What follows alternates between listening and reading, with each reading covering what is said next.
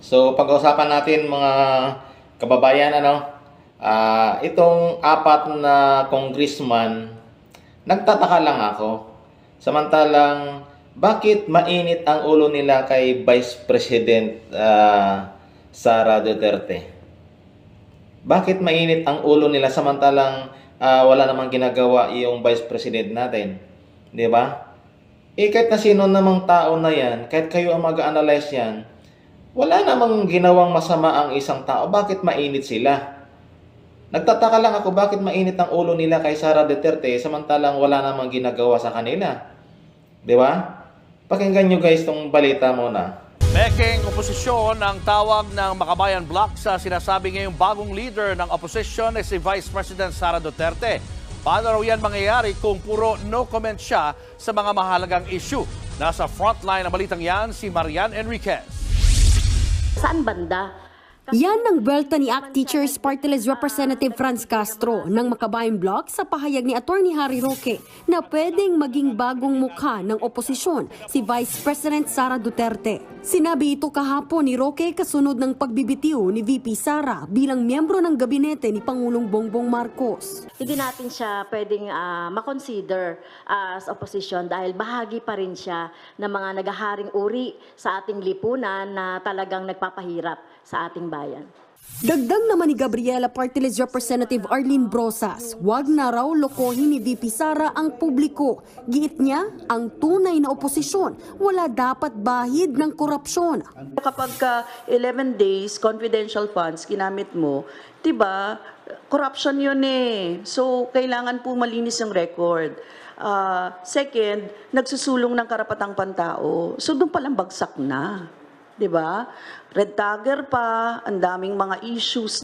Kaya para kay Kabataan Party List Representative Raul Manuel, peke ang pagiging oposisyon ng bise. Yung Duterte camp ay opposed sa ICC investigation, opposed sa hustisya para sa mga biktima ng pekeng gera kontra droga, ganyan. Kung ayaw nila dyan, hindi talaga sila oposisyon na naglilingkod sa taong bayan. Para naman kay Albay Representative at Liberal Party President Edsel Lagman, Liberal Party pa rin ang tunay na oposisyon. Dahil ang tunay daw na oposisyon, isinusulong ang mabuting pamamalakad sa gobyerno, demokrasya, karapatang pantao at paglaban sa diktadurya. Malinaw daw na walang puwang si VP Sara sa kanilang oposisyon. Nang matanong naman si Lagman kung si dating Vice President Leni Robredo ba ay ang mukha pa rin ng oposisyon, sagot niya, ang last namin na pag-uusap ay siya ay tatakbo as mayor ng Naga City upang ipagpatuloy ang programa ng kanyang late husband. At siya naman ay sasama sa national campaign para sa senatorial slate ng Liberal Party at ang mga kaalyansa ng Liberal Party. Pero kung si dating Senador Antonio Trillanes ang tatanungin, hindi raw pwedeng maging mukha ngayon ng oposisyon si Robredo. Sa isang panayam sa Vera Files, iginit ni Trillanes na tahimik sa ilang issue si Robredo. Mas mainam pa raw na si Senator Risa Hontiveros ang manguna ngayon sa oposisyon na nasa gitna ngayon ng aksyon. Ayon naman sa isang political analyst, marami ang grupo ng oposisyon dito sa ating bansa. Nariyan ang Makabayan Bloc, ang Liberal Party at iba pa. Kaya kung sasabihin daw na si VP Sara ang magiging bagong leader ng entire opposition, ay hindi raw ito mangyayari. Paliwanag ng political analyst na si Antonio Contreras, baka ma-isolate na ang mga Duterte, lalo tila nagkakasundo na raw ang mga tradisyonal na oposisyon at ang Administrasyong Marcos, partikular sa issue pagdating sa tensyon sa West Philippine Sea. Lalo't nananahimik dito si VP Sara. Baka nakakita tayo ng mga bago ng alliances, bagong unity. Mag-realign ng mga forces ng mga dating mga galit kay PBBM. At dapat mag-ingat ang Duterte camp kasi baka yun ang kanilang albatros, baka yun ang maging Achilles heel nila. Nagbabalita mula sa Frontline, Marian Enriquez. So guys, napanood nyo na yung balita, di ba? Nagtataka lang ako at nagtatanong lang ako sa kanila, mga guys, pwede ko na sigurong sabihin, wala naman sigurong makukulong pag sinabing tanga. Ang sasabihin ko talaga ngayon, kayong mga kongresista na nagsasabi na walang karapatan si Inday Sara sa oposisyon, mga tanga. As in tanga kayo. Bakit? Ito pakinggan niyo mga kongresista kung hindi kayo tanga.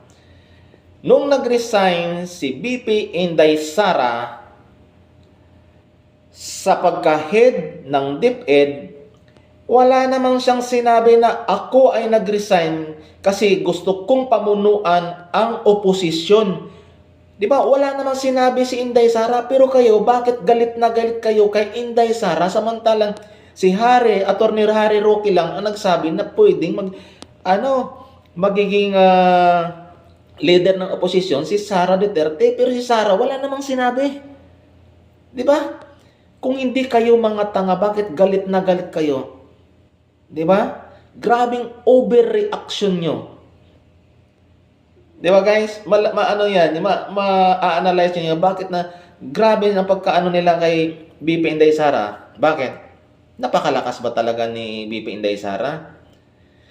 Sasabihin ko na sa inyo mga kababayan, mga kongresista, kaming mga botante, kahit oposisyon, liberal o sino pa kayo dyan, doon kami sa taong nakikita naming mayroong malasakit sa ating bansa. At hindi kami tumitingin sa mga puro salita na paninira. Yan ang tinitingnan namin. Titingin kami doon sa taong marunong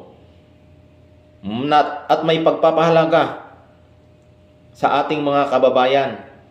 Bakit galit na galit kayo kay Inday Sara? Wala namang sinabi si Inday Sara na ako ay magre-resign dahil pamunuan kong oposisyon. Di ba? Wala naman. Kung hindi kayo mga tanga. Di ba? Guys, i-analyze nyo. Yun lang ang sa akin. Kasi sino nakakainit ng ulo ng mga ganyan na sasabihin walang karapatan, ito ganyan, kasi corruption. Pinakita na yung binigay niya confidential dati, di ba? Isang buwan na lang ata yun bago kasi pag na-expire yung binigay sa iyo na confidential dati, mawawalang saysay yung binigay. Baka pa yun, binigay ko sa iyo tapos hindi niyo nagamit, di ba? Doon pa lang pag-iinitan niyo na uli yan. Walang mapuntahan si Inday Sara At saka yun, binigay ni permado ni Bongbong Marcos yung confidential yung sa una. Hindi na tinanggap ni Inday Sara yung confidential na di ba? Kung yung mga hangol sa pera yan, tinanggap yan, ipaglaban yan, bakit hindi ako binigyan? Pero kung tutusin para sa akin yun, napakalaking bagay yun. Kasi magagamit ngayon sa sa mga estudyante yun kasi malaking bagay yun. Pagpunta doon sa mga high school yun, dapat yun mahalaga yun, confidential fund. Pero hindi na niya tinanggap kasi marami kayong komento. At isa pa mga kababayan, kapag ikaw ay namumuno diyan sa gobyerno, dapat hindi nyo pag-isipan ang kapwa nyo. Kasi kayo ay mga halal. Di ba? Kaya nga binuto ng mga taong bayan yan kasi ibig sabihin yun, pinagkatiwalaan siya diyan sa posisyon nyo. Ibig sabihin, kayo, hindi nyo pinagkatiwalaan yung mga halal sa gobyerno. Ibig sabihin, kayo corrupt. Di ba guys? Nasundan nyo ako? Galit na galit sila sa kapwa nila na mga halal sa gobyerno. Galit na galit sila, hindi nila bigyan ng ganyan na budget. Kung halimbawa na may tiwala kayo, kaya nga ikaw ay binuto ng tao, kasi ibig sabihin may tiwala. Ngayon, yung budget na yan, dahil pinagkatiwalaan ka ng taong bayan, pagkatiwalaan nyo rin. Ibig sabihin, kung galit kayo, mga korupsyon kayo. Ibig sabihin, kayo lang ang gustong kumuha ng pera. Ibig sabihin, yung mga binibigay sa inyong pera, winawaldas nyo sa walang kwenta, o kinukuha nyo, binubulsa nyo. Kasi galit kayo Kasi kung hindi kayo, corrupt, hindi nyo dapat pabayaan nyo yan yung bigay ng gobyerno na para sa kanila, para sa inyo, para sa kabutihan. Gagamitin ninyo para sa kabutihan kasi yun yung pinagkatiwalaan ng mga tao. Ibig sabihin, pinagkatiwalaan namin kayo at binigyan kayo ng ganyang budget, ilagay nyo rin sa tamang pamamaraan.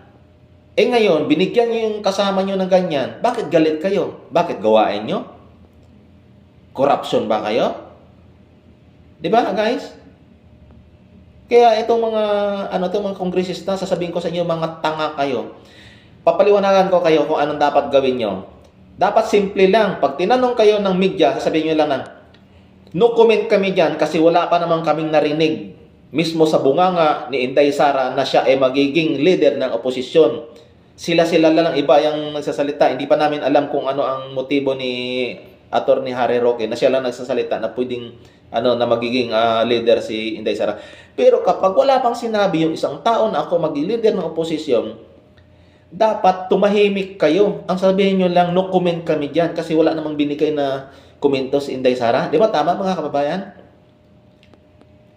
Kaya masasabi ko sa inyo mga kongresista na ganyan, tanga kayo. Siguro kayo ang may mga ginagawang diyan sa ating diyan sa inyong posisyon na yan kasi takot na takot kayo eh. Di ba? Hindi mananaig ang kasamaan sa mundong ito. Mananaig man kayo pero sa mata ng Panginoon malapit na kayo na ganyan. Kulang na lang, teresin na kayo sa ginagawa nyo. Yun lang mga kababayan. Komento lang kayo sa kung tama ba o mali yung mga ginagawa nila. Doon tayo mga kababayan sa tama.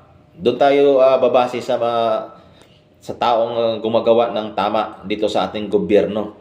Hindi doon sa mga taong walang kwenta. Wala kasi silang nagagawa sa kanilang posisyon, diyan sa kongresista. Anong nagawa nila? 'Di ba? Wala naman silang ginawa. Puro ganyan lang yung mga pera na yan.